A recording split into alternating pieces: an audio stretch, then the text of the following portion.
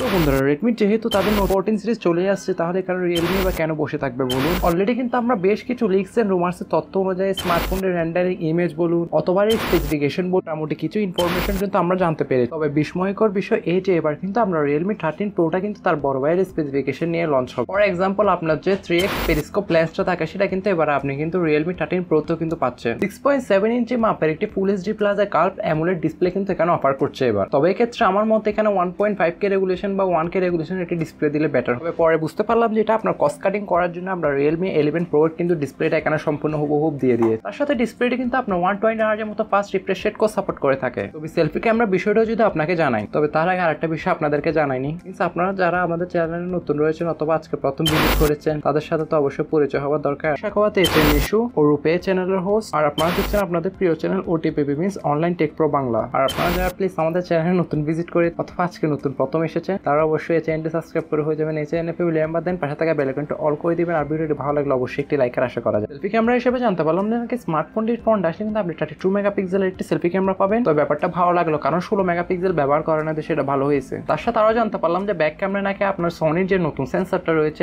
LYT 701 সেন্সরটি নাকি স্মার্টফোনের ব্যাকে প্রাইমারি ক্যামেরা হিসেবে থাকবে। 8 মেগাপিক্সেল একটা আলট্রা ওয়াইড, তার সাথে কিন্তু সোনির LYT 600 এই ক্যামেরাটিকে নাকি আপনার 3x পেরিস্কোপ ক্যামেরা হিসেবে ব্যবহার করতে পারে। অল ওভার রিক্স এন্ড রুমার্সের তথ্য অনুযায়ী এই ক্যামেরার প্রসঙ্গে আমরা যতটুকু শুনলাম আর কি, এটা বুঝতে পারলাম যে এটা কিন্তু মিড বাজেটের মধ্যে অথবা বলতে পারেন যে মিড রেঞ্জের মধ্যে কিন্তু ক্যামেরা স্পেসিফিকেশনের দিকে সব থেকে দুর্দান্ত ভালো কিছু অফার করে থাকবে। তবে শুধু সেন্সরই ভালো দিলে হবে না, স্মার্টফোনটি কতটা ভালো আপনার অপটিমাইজেশন মিন্স সফটওয়্যার অপটিমাইজেশন করতে পারছে সেই অনুযায়ী মিন্স ছবি কতটা ভালো আসতেছে সেটা অবশ্যই স্মার্টফোনটি লঞ্চ হওয়ার পরেই বুঝতে পারবো। যেহেতু বাজেট নিয়ে কথাটা বলছি তাহলে স্মার্টফোনটির প্রাইসিং সম্পর্কে আপনাদেরকে ক্লিয়ার কাট একটা ধারণা দেওয়া যায়। বাজেট নিয়ে বললে স্মার্টফোনটি কিন্তু আমরা বাংলাদেশের বাজারে মিন্স 30 থেকে 35 হাজার টাকার মধ্যে রিয়েলমি 30 প্রো স্মার্টফোনটিকে দেখতে পাবো। তবে এটা ইন্ডিয়ান মার্কেট আমরা 22 থেকে 25 হাজার টাকা রুপির মধ্যে কিন্তু দেখতে পাবো। তবে সেই ক্ষেত্রে এটা বাংলাদেশে একটা বিশাল গ্যাপ বলতে পারেন। আর এই সম্পূর্ণ স্মার্টফোনটিকে কিন্তু আপনার ব্যাকআপ করার জন্য থাকছে 5000 mAh ম্যাসিভ একটি ব্যাটারি, তার সাথে কিন্তু 80 ওয়াটের একটি ফাস্ট চার্জিংয়ের সুবিধাও থাকছে। তার সাথে যদি আমি এক্সট্রা ফিচার নিয়ে বলি তাহলে এখানে থাকছে আপনার IP65 এর রেটিং, তার সাথে এটির বেস ভ্যারিয়েন্ট হতে পারে আপনার 8GB RAM 256GB internal storage. তার সাথে আরেকটা গুঞ্জন আমরা কিন্তু দেখতে পেলাম যে স্মার্টফোনটি নাকি 512GB একটা ভেরিয়েন্টও দেখতে পাবো আমরা। তবে কথাটাকে শুধু গুজব বলে উড়িয়ে দেওয়া যায় না, কারণ যেহেতু এখানে আপনি এক্সট্রা ভাবে কিন্তু আপনার মেমোরিটা এক্সপেন্ডেবল করতে পারবেন না, সেই ক্ষেত্রে কিন্তু এটা একটা ভাবনার বিষয়। তবে চিপসেট হিসেবে জানতে পারলাম নাকি স্মার্টফোনটিতে কিন্তু চিপসেট হিসেবে থাকতে পারে আপনার কোয়ালকম স্ন্যাপড্রাগন 7S Gen 2 চিপসেটটিকে আপনি লোয়ার ক্যাটাগরির কিন্তু চিপসেটও বলতে পারেন। তো আমি বলবো যে স্মার্টফোনটির ডিসপ্লে ক্যামেরার ডিজাইন মোটামুটি ভালোই কিন্তু দেওয়া হয়েছে, আর ক্যামেরার দিক দিয়ে তো এটা ফাটিয়ে দিয়েছে সেটা মানতে হবে। তবে পারফরমেন্সের বেলা যদি আর একটু শক্তিশালী চিপসেট ব্যবহার করতো তাহলে এটা মোটামুটি একটা অলরাউন্ডার স্মার্টফোন হয়ে যেত। মিন্স যারা পারফরমেন্স লাভার আছে সেটা কিন্তু তাদেরকে স্যাটিসফাইড করবে না। আর আপনারা জানেন যে চিপসেট যতটা পাওয়ারফুল হবে স্মার্টফোনটির অ্যাপ বলুন বা পারফর্মিং বলো এটা কিন্তু তত দ্রুত কাজ করবে। তবে যাই হোক এই স্মার্টফোনটি আপনি আগস্ট মাসের দিকে বলতে পারেন যে অফিসিয়াল আনঅফিসিয়াল বা আমরা বাংলাদেশ এবং ইন্ডিয়ান মার্কেটের উভয় ক্ষেত্রে কিন্তু অ্যাভেলেবেল দেখতে পাবো। তো বন্ধুরা এটা যেহেতু একটা ফার্স্ট ইমপ্রেশন ভিডিও বলতে পারেন মিন্স একটা লিক্স এন্ড রুমার্সের তথ্য অনুযায়ী ভিডিওটা বলতে পারেন, তাই এখানে আমার দেওয়া তথ্য অনুযায়ী যদি কোনো স্পেসিফিকেশন চেঞ্জ হয়েও থাকে তাহলে অবশ্যই আপনি আমাকে কমেন্টে জানাবেন, আর যদি আমি জেনে থাকি তাহলে অবশ্যই আমি পিন কমেন্টে দিয়ে দেবো, আপনারা অবশ্যই পিন কমেন্টে চেক করে নিতে পারেন। তো বন্ধুরা আজকে ভিডিও এই পর্যন্ত, আশা করি সবারই ভালো লেগেছে।